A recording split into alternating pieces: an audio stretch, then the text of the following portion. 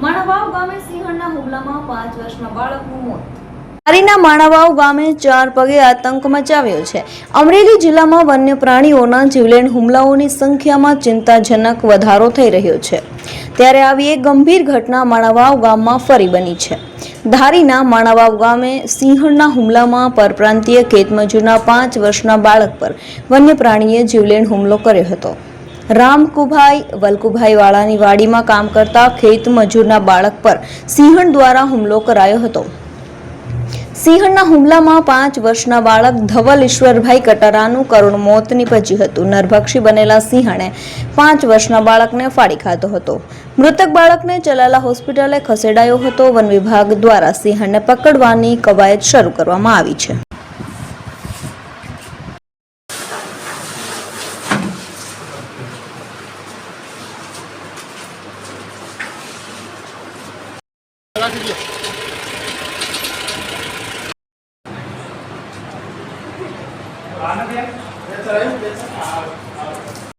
આમાં હું રહેતો ગામ પાસે બરાબર. આમાં પછી એ રહેતા તો ઓલીવાડીએ. એ મારો ભાઈ ઈશ્વર મોટો એ ઓલીવાડી રહેતા ને હું ગામમાં રહેતો હતો. ઈશ્વર આવ્યો હાજે ગામમાં ને એના મમ્મી ને એ છોકરો રહેતા હતા ઓલીવાડીએ બરાબર. હાજે સણ્યાનો ઓળો હીકીને ખાતા હતા. સિંહણ આવી એટલે છોકરાને ઝડપાટે ઉઠાવી ગઈ બરાબર. પછી એના મમ્મી પાછળ પડ્યા એમાં, પણ એ હાથમાં ના આવી. એના મમ્મી એકલા શું કરે એમાં, એટલે પછી એ પાછળ પડ્યા. પછી કોકને વાડે જઈને ફોન કર્યો ઈશ્વર પાસે ફોન, એટલે એ વાડી એ પહોંચ્યો વાડીએ બરાબર. એમાં વાડે પહોંચ્યો પછી અહીંયા પહોંચ્યો એટલે ઈશ્વરનો મારા જોડે ફોન આવ્યો એમાં. એટલે પછી હું ગયો વાડીએ. પછી એમાં કમસે કમ વધારે તો નહીં 200 મીટર જેટલો ખેતર દૂર હતું બાજરાનું. એમાં સિંહણ લઈને ઘરી ગઈ એમાં. પછી અહીંયા છોકરાનું નામ શું? છોકરાના બાપાનું નામ શું? છોકરાનું નામ કટારા ધવલભાઈ ઈશ્વરભાઈ છોકરાનું નામ હતું. તમારું ગામ કયું છે? અમારું ગામ ઘાણીખોટ. આ ક્યાં ગામે આ બનાવ બન્યો છે? મણાવા ગામ. માણાવ ગામ. કેટલા વાગે બન્યું? કેટલા વાગ્યા? લગભગ 7:30 કે 7:30-8ના ગાળામાં એટલામાં હે લગભગ.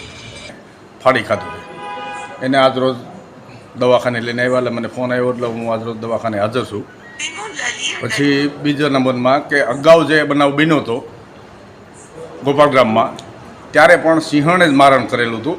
પણ આ વન્ય પ્રાણી બતાવીને ખોટા પંચરો કામો કરીને જંગલ ખાતું છે એ બધું હાવ ખોટું લોલમ લોલ હાકીને દીપડાને એકવાર પૂરી દેશ પાંજરે અને દીપડાને પછી છૂટો મૂકી દે છે. બાકી ગઈ વખતે જે ગોપાલગ્રામમાં બનાવ બન્યો હતો ત્યારે પણ સિંહણ હતી. આજરોજ આ જે બનાવ બન્યો છે ત્યાં પણ સિંહણ જ હતી. એના માતા પિતા વાલીઓ બધાએ કીધું કે સિંહણ છે.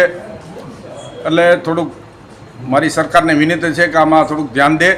બાકી ફોરેસ્ટ ખાતું તો માનો સહાય આપવાનું છે, દીપડાની એટલી જ સહાય આપવાનું છે, સિંહણની એટલું જ આપવાનું. પણ ફોરેસ્ટ ખાતું એની કામગીરીમાંથી બચવા માંગે છે. પણ આ એ વ્યાજબી ના ગણાય. માનવભક્ષી સિંહણ છે. અગાઉ જો પકડી લીધી હોત તો આ જે બનાવ બન્યો એ ન બનત. પણ હવે સત્વરે તાત્કાલિક સિંહણને પકડીને તાત્કાલિક એનું રેસ્ક્યુ કરે એવી અમારી માંગણી છે. ઓકે સાહેબ.